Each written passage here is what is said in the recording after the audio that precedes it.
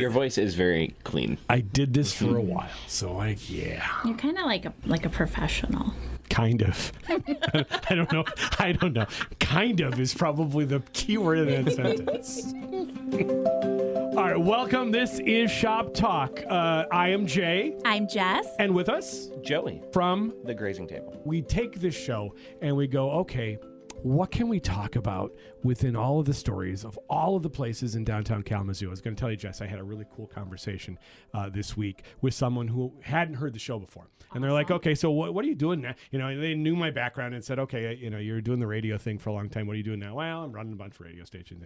So you miss being on the air? It's like, I did finally, after being off for 5 years. And they finally said, well, what are you doing now? It's like, well, I'm doing a podcast now. And it's like, well, what are you doing the podcast on? It's like easy, you know, the stories of and the origin stories of all these businesses in downtown. And they're like, I had no idea. That's fascinating to me. I'm going to listen. Yay. So I converted one. I love so that. It's just you and I and maybe Joey and then that person. And that person over there. We love that. Welcome. Welcome, new friends. That's right. So they were really excited. But they said, hey, look, no one's kind of doing those kinds of stories. And, right. And that was kind of the, you know, the conversation we originally had anyway. Yeah, I love that. And it's important to tell the stories because people can say, oh, yeah, I don't know what businesses are down there, or, oh, I don't take the time to go through if there's construction or just drive downtown. But when you know that there's people and families and like dreams that are happening down there, I want to go see those people. I want to go. I hear about your story. That's cool. I want to come and I want to support. I've been past Pop City a bunch of times and never went in until I heard that. That's what that's it. I walked by here. I didn't know what it was. This place is great. Right. What? I mean, welcome. Right. Welcome. Exactly. All right, so we bring in Joey. So, Joey, the Grazing Table is the coveted area, which I will call right next to the State Theater. Sure. Yeah, I hear that a lot. It's like it's a neat space. It's a landmark. It is, truly. Yeah. I mean, it has been a lot of different things over the years and over the time that I've lived here. Let me ask you the question that popped in my head when Jess told me, hey, we're going to talk to Joey from the Grazing Table. It's like, okay, so at what point did you say, I know what I want to do, and I know I want to put it right there? Oh, man, that's a great question because I didn't know what I wanted to do, and I didn't know where I wanted to put it. If I'm being completely honest with you. Yes. So we started making charcuterie boards. That is how you pronounce it for all those individuals. I'm trying to stay away because I slaughter it every time. Oh, man, I've heard it called everything. Cheese board is, if you don't know how to say it, just say cheese board. Okay. That's the easiest way. But we started making charcuterie boards during the pandemic because we were in groups of 2 and 3 at home. We didn't have anything else to do. And we were like, this is a trend. We should try making cheese boards. Mm-hmm. And very quickly, we had friends start asking us and saying, hey, we're not able to leave our house. We have our group of, 2 or 3. Would you make a board for us that we could maybe have and play games with? And it kind of spiraled. And it became something that all of a sudden people started asking for. And it was my wife, actually, who said, what if we made this a thing? And I said, what do you mean? And she said, let's just walk the mall and call every vacant space. And this is just after the pandemic. We don't have many vacant spaces now, but at that point, there was a lot of open availability. True. And we looked at so many different spaces, and finally we got to the end of the mall, and we saw the one across the street. It was formerly Tibbs. Yep. And we said, that's the one. We walked in. You could just envision it. And so I knew no history of the space even previously. I'm still discovering the history of the space. Okay. But it's a really cool opportunity to be in such a historic location. That to me is just one of those that always stood out. It's like I think it's the glass. I think it's that where you can see everything that's going on all the time. Yeah, the heating bill's outrageous. Yeah. Well, see, this is the difference between, customer and owner. It's like, that glass, it looks great. Yeah. It looks amazing. The bill that comes with it is not so great. All right. So then you start post-COVID. Sure. Yep. And how does it go, George? Yeah. So we opened October October 21st, 2021. Okay. So we're, a year and a half post-COVID at that point. Got it. And people were still getting back into things. I mean, there was a group of people that are like, look, we want to be back out shopping. So many stores needed help downtown. Right. I think in any city, Right. people, you can only do DoorDash and stuff for so long. And we were at that cusp of finally we're able to start having, whether it was just healthy ways to get out or restrictions lifted in certain areas. And so we started very slow. We had a point where we only had, I think we opened with 5 items on our menu. I think Really? we had this intention of just being a charcuterie board shop. And by January, so we opened end of October, by January we had a menu with food. We realized that you couldn't open a restaurant on 4 items. But those evenings, we originally had dinner on our menu, and people could come before the show, get a charcuterie board, mocktails because we didn't have a liquor license. Sure. And those evenings were so fun. In the holiday season, the shop was packed. You couldn't get a seat. Wow. With 4 items. And so we've grown a lot now. And now we're 8:30 to 3. So now we focus on breakfast, brunch, and lunch.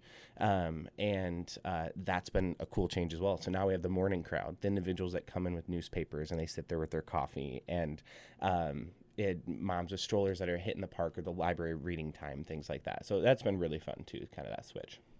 I love to see the pivoting, and that is a constant thing that we see with downtown shops, right? Yeah. Is that you have to pivot. You have to pivot, whether it is the product or the market, the season even. And I mean, the resilience and the creativity from the shop owners, and definitely from Joey as well, constantly pivoting, constantly making things better for the community, right? The customers coming in. He's like, you guys don't like that? We're going to switch it up. Let's do this instead.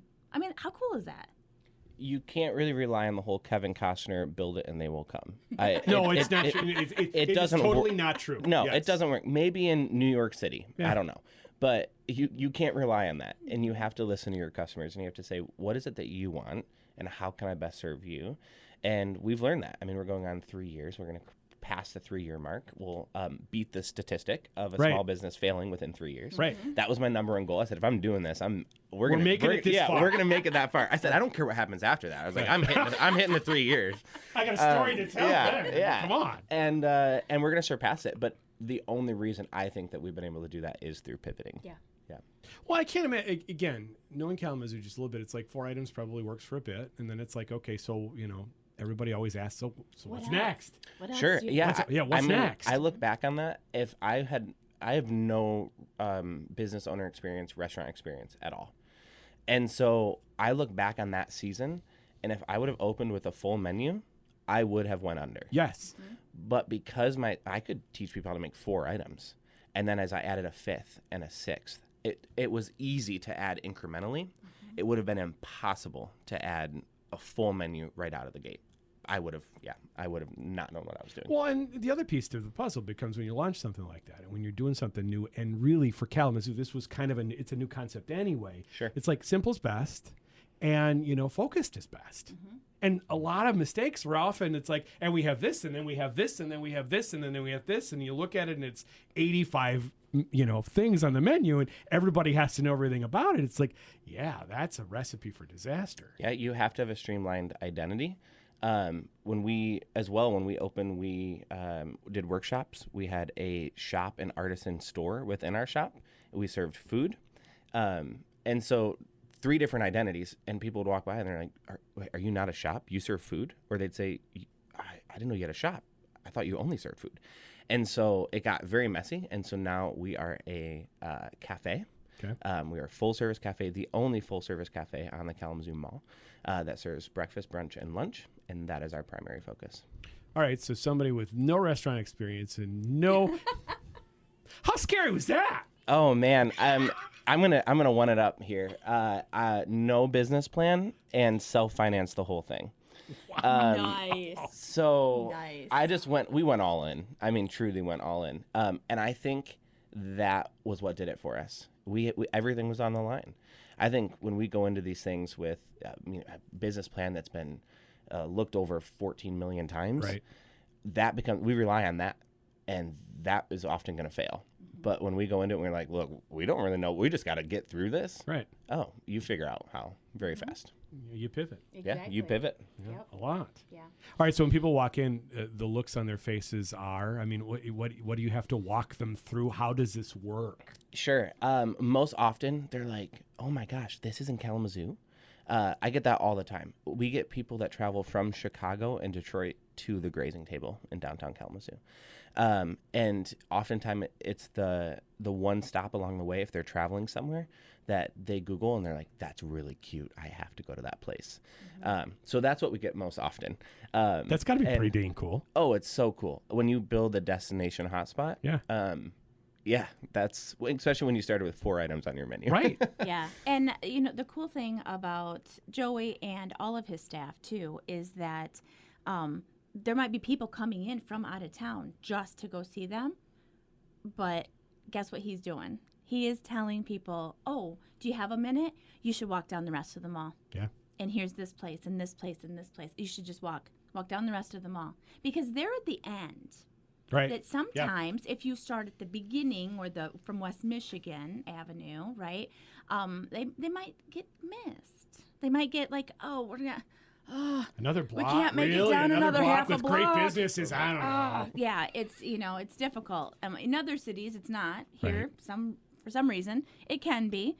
And so, but when people come there, that's the destination. He's still sending them the other way. That's pretty and cool. I love that. Yeah. It honestly raises a great point. I was in New York City over the weekend, and I walked a total of 10 miles in one day Sure.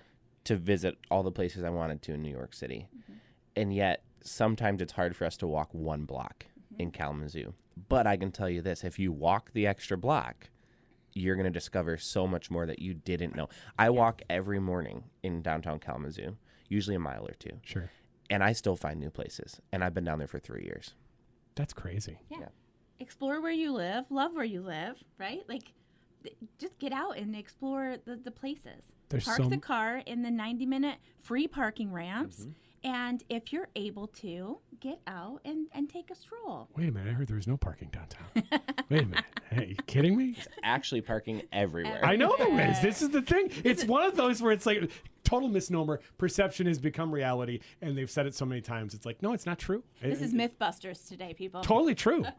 It's like, look, there's plenty of parking. You can find all kinds of parking all over the place. Leave the parking spaces for our elderly folks who are coming down. Yep. For people who might be differently abled, that need some extra help, or can't make it that far. Leave those spaces for our friends there, and then park in the garage. Take a little walk. Take a walk. Yep. It's beautiful. It is beautiful. Beautiful out. So when you head to the Grazing Table, what do you tell people the first time people who come in? What should they have right off the bat? Sure. So I think it depends on if you're coming in for breakfast or lunch. Okay.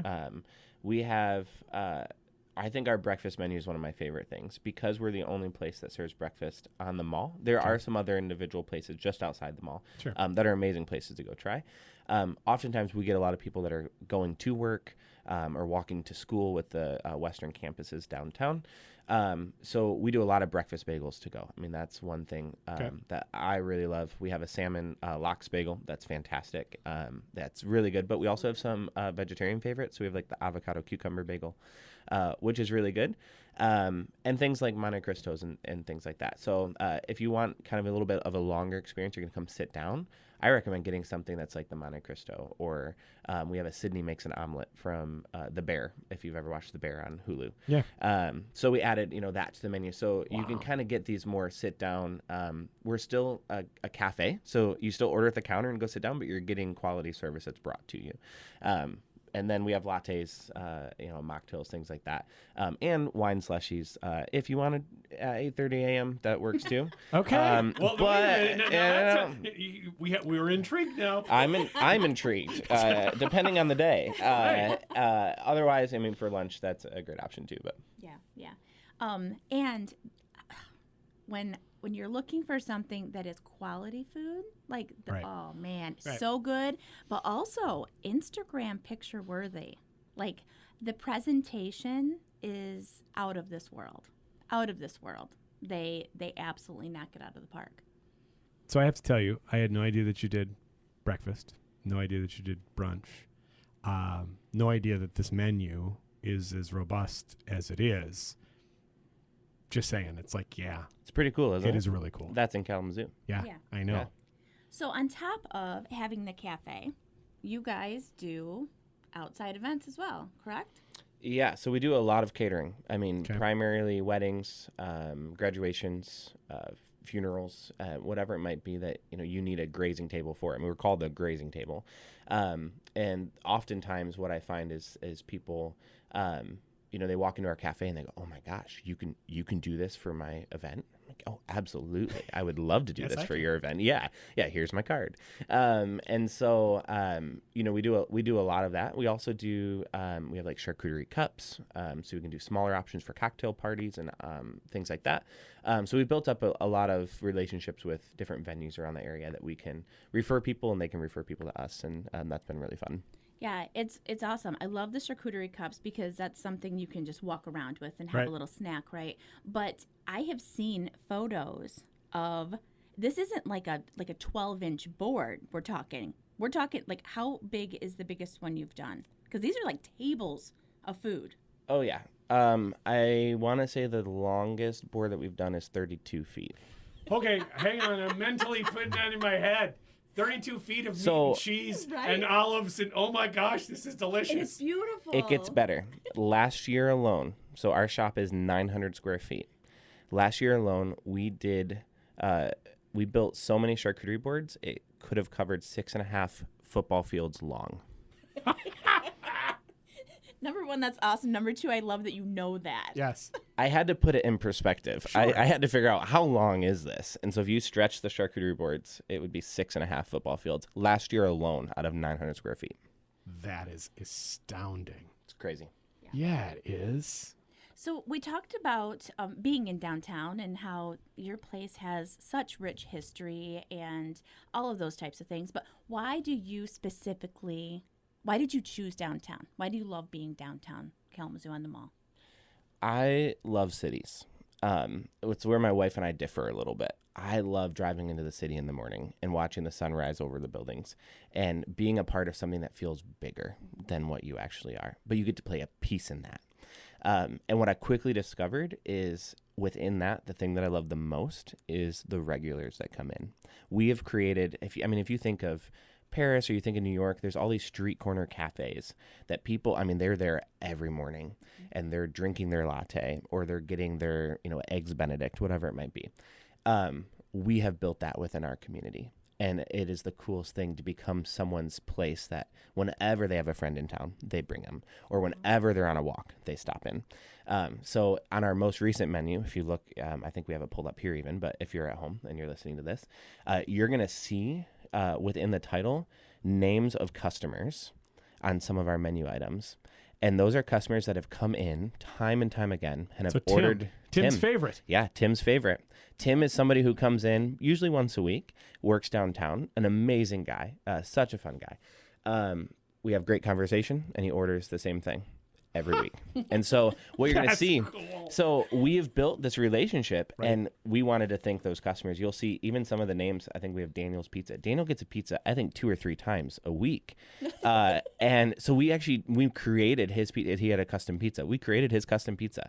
And so now we're that spot for community to gather, and that's just really cool to me. Jenna's favorite. Oh, that toast Yeah, sounds. that's my wife. I was gonna say that sounds good. She put herself in the menu. Why wouldn't yeah. she? She could. Heck yeah. Yeah, absolutely. Oh, this again.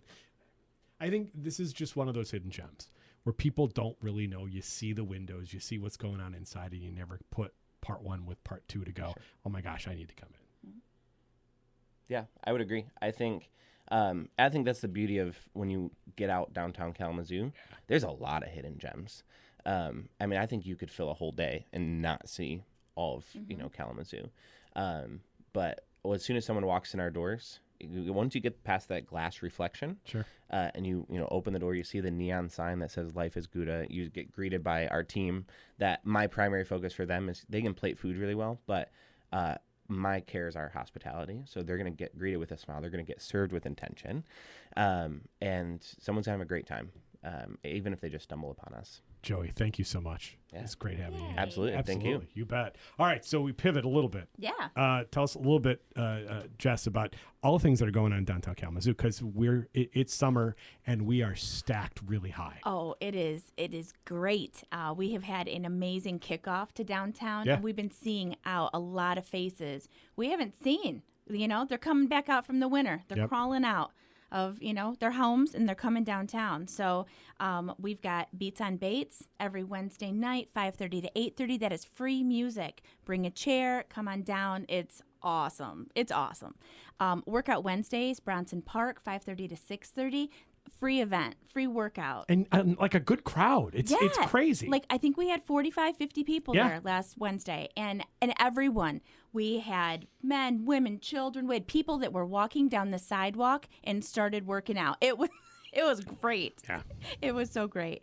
And then we're ending up June. Kalamazoo Caribbean Fest is back June 28th. First one in what? How many? It's been 6 years. Sheesh. 6 years. Yep. And so it was Island Fest. Yep. Love that. We're back. Kalamazoo Caribbean Fest. New team. 28th, 29th. We've got Kaimani Marley is going to be there. Inner Circle, which the Bad Boys movie that's out. They're the soundtrack. Wow. And then Sister Nancy. Just, oh my gosh, so much. All the vendors, all the food. Going to be way fun. Yeah. Now, if anybody needs any information on any of this and any of the stuff we talked about, You can go to downtownkalamazooshops.com or on Facebook or Instagram. awesome. Jess, thank you so much. Joey, thank you so much. This is Shop Talk.